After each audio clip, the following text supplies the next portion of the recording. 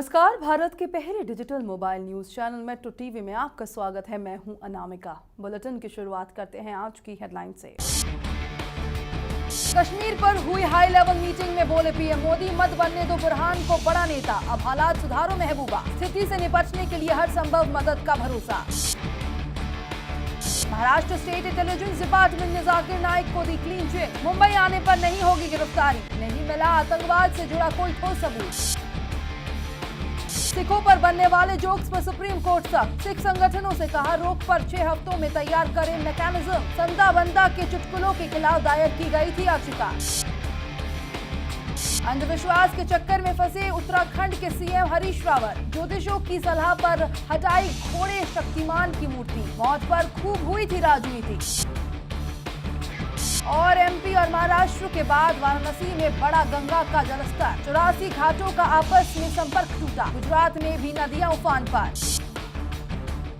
जम्मू कश्मीर में हिंसक प्रदर्शनों को लेकर पीएम मोदी ने मंगलवार को बैठक की। 7RCR में हुई ये बैठक लगातार 2 घंटे तक चली। पीएम मोदी ने बैठक के दौरान घाटी में शांति बनाए रखने की अपील की और राज्य सरकार को हर संभव मदद देने का आश्वासन दिया। सूत्रों के मुताबिक पीएम ने राज्य सरकार को हालात काबू करने के लिए पूरी छूट दी थी। पीएम मोदी ने बैठक में राज्य सरकार को हालात का सामना बेहतर तरीके से करने को कहा है, साथ ही केंद्र सरकार की पूरी मदद मिलने का भी आश्वासन दिया है। पीएम ने साफ कहा कि बुरहान वानी एक आतंकवादी था, उसे बड़ा नेता न बनाया जाए, उसे आतंकी के तौर पर ही देखा जाए। पीएम ने कहा कि पत्थरबाजी करने वाले युवाओं से राज्य सरकार निपटेगी, लेकिन सुरक्षा ठिकानों और सुरक्षा कर्मियों पर हमलों से सख्ती से निपटा जाएगा। जम्मू कश्मीर में हिजबुल कमांडर और पोस्टर बॉय बुरहान वानी की मौत का रोना रोकर भारत की कार्रवाई को गलत बताने वाले पाकिस्तान को अमेरिका की ओर से झटका लगा है। अमेरिका ने कहा है कि कश्मीर भारत का आंतरिक मामला है और सभी पक्षों को वानी के मारे जाने के बाद घाटी में भड़के तनाव का शांतिपूर्ण समाधान निकालने की कोशिश करनी चाहिए। पाकिस्तानी पीएम नवाज शरीफ ने एक बयान जारी किया था। इसमें कहा गया कि वह कश्मीर में बुरहान वानी के मारे जाने से सदमे में हैं। इसके बाद पाकिस्तान की ओर से कहा गया कि वह कश्मीर का मुद्दा अंतर्राष्ट्रीय मंच पर उठाएगा।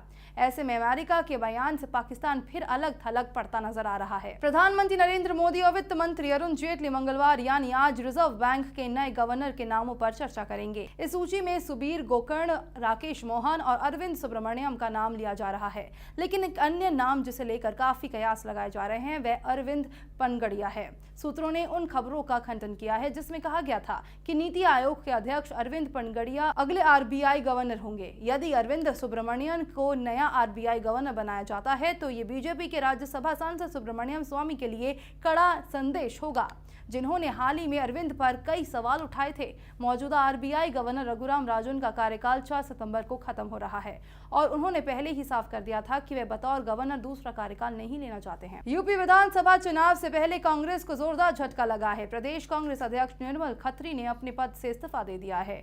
सूत्रों की माने तो निर्मल खत्री ने पार्टी अध्यक्ष सोनिया गांधी को अपना इस्तीफा भेज दिया है, जो लिखित रूप में है। बताया जा रहा है कि पार्टी हाईकमान ने उनका इस्तीफा स्वीकार कर लिया है। रिपोर्ट के अनुसार ऐसे कयास लगाए जा रहे हैं कि पार्टी विधानसभा चुनाव से पहले खासकर ब्राह्मण समुदाय से राज्य के लिए नया प्रदेश प्रमुख की खोज कर रही है। कांग्रेस महासचिव गुलाम नबी आजाद ने पहले ही संकेत दिया था कि प्रदेश कांग्रेस समिति में बदलाव किया जा सकता है। आपको बता दें कि चुनाव जादूगर प्रशांत किशोर ने कांग्रेस को अपने परंपरागत वोट बैंक ब्राह्मण और मुस्लिम पर ध्यान केंद्रित करने को कहा है। पंजाब प्रदेश कांग्रेस कमेटी के अध्यक्ष कैप्टन अमरिंदर सिंह ने पार्टी के चुनावी रणनीतिकार प्रशांत किशोर को टिकट बंटवारे को लेकर खड़ी खड़ी सुना दी है। कैप्टन अमरिंदर सिंह ने मंगलवार को कहा कि चुनाव में किसे टिकट देना है, इसका फैसला लेने का अधिकार सिर्फ कांग्रेस अध्यक्ष सोनिया गांधी के पास है। इससे पहले मीडिया में आए रिपोर्टरों में कहा गया था कि प्रशांत किशोर की team Indian political action committee भी टिकट बंटवारे की प्रक्रिया में शामिल होगी, लेकिन अमरिंदर सिंह ने 2 टूक कहा कि टिकट के बंटवारे में आईपीएसी की कोई भूमिका नहीं रहेगी। साथ ही उन्होंने ये भी कहा कि आईपीएसी का काम सिर्फ सलाह देना है और वह सिर्फ रणनीति बनाने तक ही सीमित है। पाकिस्तान के पेशावर आर्मी पब्लिक स्कूल में 144 स्कूली छात्रों और कर्मचारियों की मौत का जिम्मेदार आतंकी उमर मंसूर उर्फ खलीफा मंसूर मारा गया है। पाकिस्तान के अधिकारियों ने दावा किया कि मंसूर अमेरिका के ड्रोन हमले में ढेर हो गया।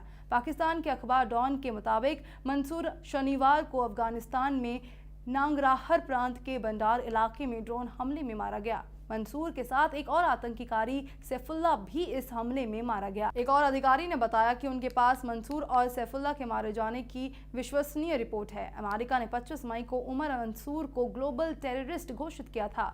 मंसूर 16 दिसंबर 2014 को पेशावर के स्कूल में हुए हमले का मास्टरमाइंड था, जिसमें 122 छात्र और 22 टीचर्स कर्मचारी मारे गए थे। यह पाकिस्तान में हुए सबसे बड़े आतंकी हमलों में से एक था। सुप्रीम कोर्ट ने मंगलवार को सिख संगठनों को कहा है कि वो ऐसे मैकेनिज्म तैयार करे जिससे सिखों पर बनने वाले जोक्स पर रोक लगाई जा सके। सिख संगठनों को इसके लिए सुप्रीम कोर्ट ने 6 हफ्ते का समय दिया है। दिल्ली सिख गुरुद्वारा मैनेजमेंट कमेटी ने नेतृत्व में सभी संगठनों को अपने सुझाव अगले 6 हफ्तों में सुप्रीम कोर्ट के सामने पेश करने हैं। इसमें हरियाणा सिख मैनेजमेंट कमेटी और पटना गुरुद्वारा कमेटी भी शामिल होगी। दिल्ली सिख गुरुद्वारा प्रबंधक कमेटी ने बीते साल सुप्रीम कोर्ट में सिखों पर आधारित चुटकुलों पर रोक लगाने की मांग संबंधी याचिका दायर की थी। कमेटी का कहना था कि संता बनता के चुटकुले इस अल्पसंख्यक समुदाय को बदनाम करने के लिए व्यवस्थागत ढंग से रची गई साजिश का हिस्सा है। उत्तराखंड के सीएम हरीश रावत ने एक प्रदर्शन रैली के दौरान घायल होने से मरने वाले घोड़े शक्तिमान की मूर्ति का उद्घाटन करने से इनकार कर दिया है। हरीश रावत को शक्तिमान की 2 मूर्तियों का उद्घाटन करना था।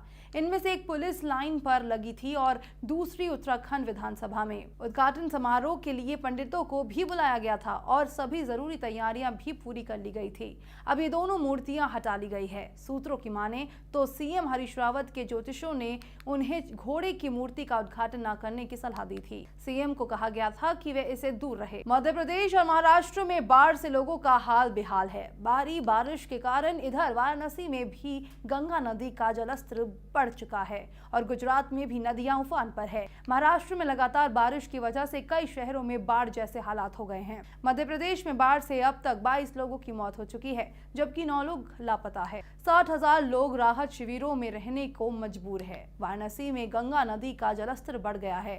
पिछले 3 दिनों में गंगा नदी का पानी करीब 30 फुट तक बढ़ गया है, जिससे बनारस के 84 घाटों का आपस में संपर्क टूट गया है। दशाश्वमेध घाट पर जहां गंगा आरती होती थी, उसमें 15 फुट ऊपर तक पानी आ गया है।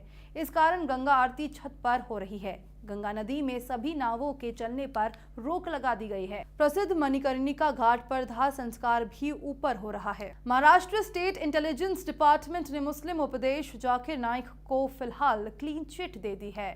साथ ही कहा है कि जाकिर के खिलाफ कोई केस नहीं बनता है। राज्य सरकार के आदेश पर जाकिर के मामले की जांच कर रही SID से जुड़े सूत्रों ने कहा कि भारत लौटने पर जाकिर गिरफ्तार नहीं होंगे। प्रारंभिक जांच के तहत SID ने YouTube पर जाकिर से जुड़े सैकड़ों वीडियो और भारत से बाहर दिए गए भाषणों की छानबीन की है। वरिष्ठ अधिकारियों के अनुसार विभिन्न राज्यों की खुफिया टीमों से तथ्य को जुटाया गया, जिसमें हैदराबाद से जुड़े भी तथ्य है, जहां से IS मॉड्यूल का भांडाफोड़ हुआ था और जिसके सदस्य कथित तौर पर जाकिर के भाषणों से प्रभावित थे। खबरों के सफर में फिलहाल इतना ही। देश दुनिया की पल पल की खबरों को हम आप तक पहुंचाएंगे एक नए अंदाज में आपके मोबाइल फोन के माध्यम से। तो आप जुड़े रहिए मेट्रो टीवी से। नमस्कार।